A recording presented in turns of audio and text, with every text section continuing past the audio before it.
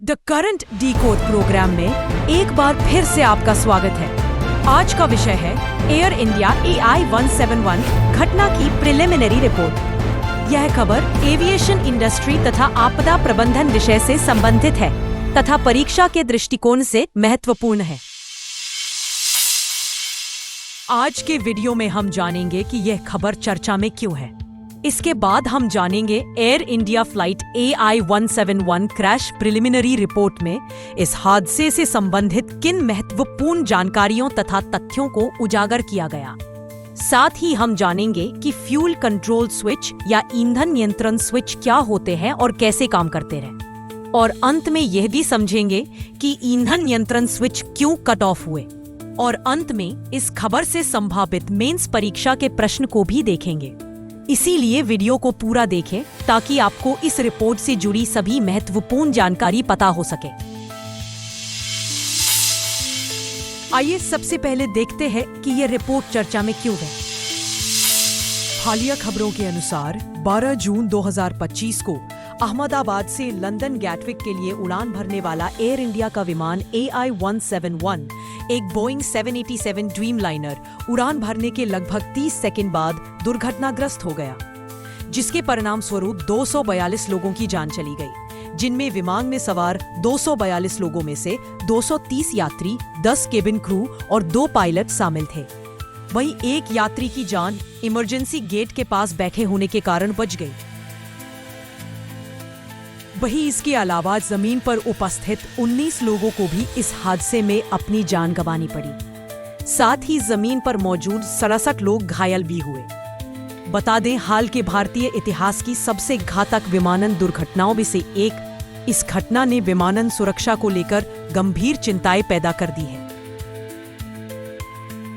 सबसे महत्वपूर्ण AAIB air accidents investigation branch या हवाई दुर्घटना जांच शाखा द्वारा 12 जुलाई 2025 को इस घटना के बारे में एक प्रिलिमिनरी रिपोर्ट, प्रारंभिक रिपोर्ट जारी की है, जिसमें इस दुर्घटना के संभावित कारणों के बारे में महत्वपूर्ण जानकारी प्रदान की है, जिन्हें आपको जानना बहुत जरूरी है। आइए अब हम समझते हैं कि air India flight AI-171 crash preliminary report में इस हादसे से संबंधित किन महत्वपूर्ण जानकारियों तथा तथ्यों को उजागर किया गया।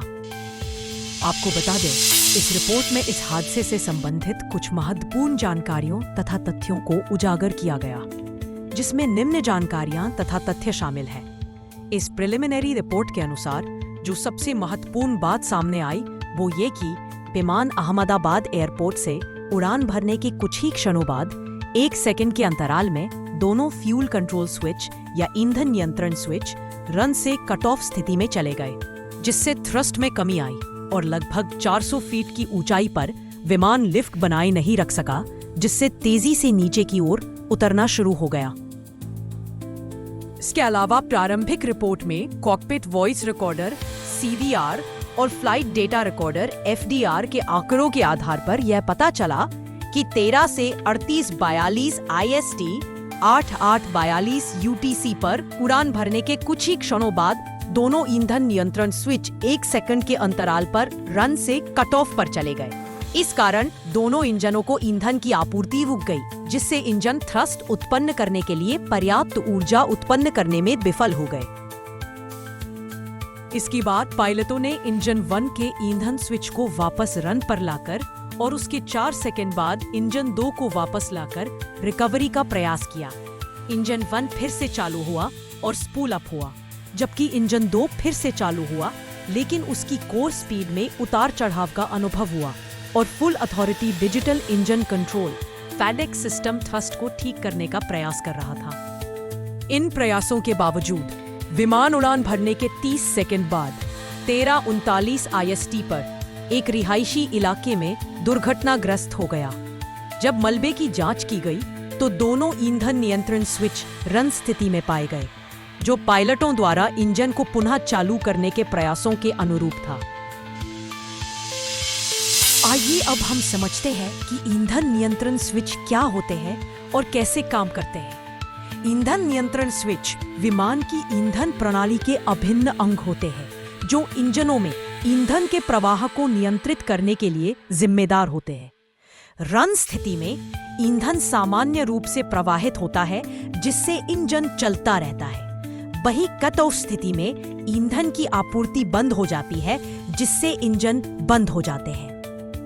इन स्विचों का आमतौर पर उपयोग निम्न परिस्थितियों में किया जाता है। पहला, जमीन पर इंजन शुरू करने और बंद करने के लिए। दूसरा, उड़ान के दौरान इंजन खराब होने की स्थिति में मैन्युअल रूप से बंद करने और पुनः आरंभ करने के लिए। आइए अब हम यह भी समझ लेते हैं कि ईंधन नियंत्रण स्विच क्यों कट ऑफ हुए। हालांकि बोइंग 7878 ईंधन नियंत्रण स्विच की आकस्मिक गति को रोकने के लिए सुरक्षा सुविधाओं से सुसज्जित है, लेकिन इनका इस तरह विमान के टेक ऑफ करते ही कट ऑफ पर चले जाना बड़े सवाल खड़े करता है कि इसके पीछे का कारण क्या था। क्या ये किसी तकनीकी खराबी के कारण हुआ या फिर इसके पीछे और कोई कारण थे? आपको बता दें कि बोइंग 7878 ड्रीमलाइनर में ईंधन नियंत्रण स्विच की आकस्मिक गति को रोकने के लिए उपाय होते हैं, जैसे कि इसमें एक धातु स्टॉप लॉक तंत्र, जिसे स्विच को चालू करने से पहले जानबूझकर उठाना होगा। इसके अलावा अनजाने संपर्क से बचाने के लिए गार्डेड ब्रैकेट। यह सुनिश्चित करते हैं कि उड़ान के दौरान वे अनजाने में हिल न जाए, यानी कि पायलट के द्वारा अनजाने में इनको रन से कट ऑफ करने की संभावना तभी हो सकती है जब इसको जानबूझकर किया गया हो। वही अगर ये किसी तकनीकी एरर के कारण हुआ तो इसके पीछे की वजह को समझना अभी बाकी है। हो सकता है कि किसी सॉफ्टवेयर या टेक्निकल मेल फंक्शन के कारण स्विच ऑटोमेटिक कट ऑफ पर चले गए। हालांकि इसके जांच अभी बाकी है और इस पर किसी डिटेल्ड रिपोर्ट आने के बाद ही असली वजह का पता चल पाएगा।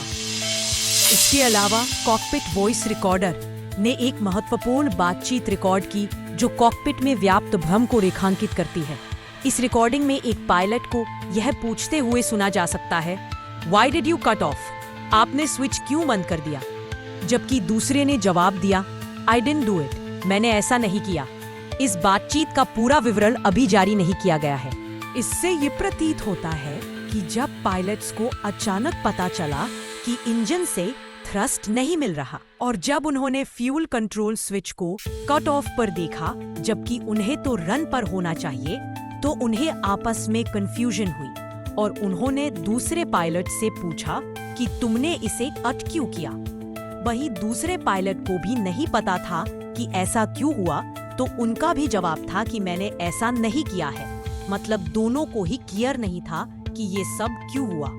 वही पता चलने के बाद उन्होंने विमान को रिकवर करने के लिए स्विच को फिर से रन पर किया, तो उसके बाद इंजन जब तक रिस्पॉन्ड करते और फिर से थ्रस्ट मिलता, तब तक विमान क्रैश कर गया। इसके अलावा VTANB के रूप में पंजीकृत और 11 साल पुराने बोइंग 7878 का रखरखाव इतिहास साफ सुथरा था।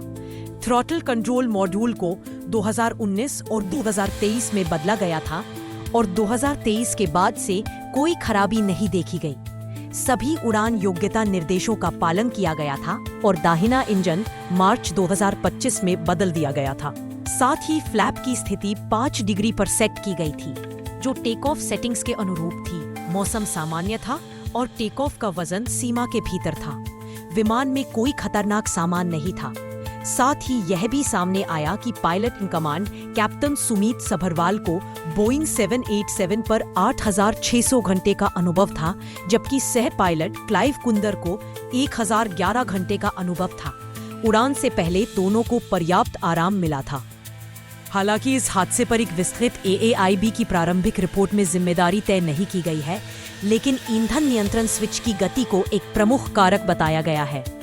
अमेरिकी राष्ट्रीय परिवहन सुरक्षा बोर्ड NTSB और बोइंग के अंतर्राष्ट्रीय विशेषज्ञों द्वारा समर्थित यह जांच जारी है और ICAO के दिशा निर्देशों के अनुसार इसकी अंतिम रिपोर्ट 12 महीनों के भीतर आने की उम्मीद है। आइए अब हम इस खबर से मेंस परीक्षा के लिए संभावित प्रश्नों को देख लेते हैं। एयर इंडिया की उड़ान संख्या AI-151 दुर्घटना के भारत की विमानन नीति और सुरक्षा नियमों पर पड़ने वाले प्रभावों पर चर्चा कीजिए। ऐसी घटनाओं को रोकने के लिए उपाय सुझाइए। इस प्रश्न का विस्तृत उत्तर आपको हमारे टेलीग्राम चैनल पर प्राप्त हो जाएंगे। हमारे टेलीग्राम चैनल का लिंक डिस्क्रिप्शन बॉक्स में आपको मिल जाएगा, या फिर स्क्रीन पर आ रहे QR कोड को स्कैन करके भी आप ज्वाइन कर सकते हैं। हम आशा करते हैं कि आपको आज का यह वीडियो पसंद आया होगा। इसी तरह के एग्जाम ओरिएंटेड वीडियोस के लिए आज ही हमारे YouTube चैनल को सब्सक्राइब करें। आज के लिए इतना ही, धन्यवाद।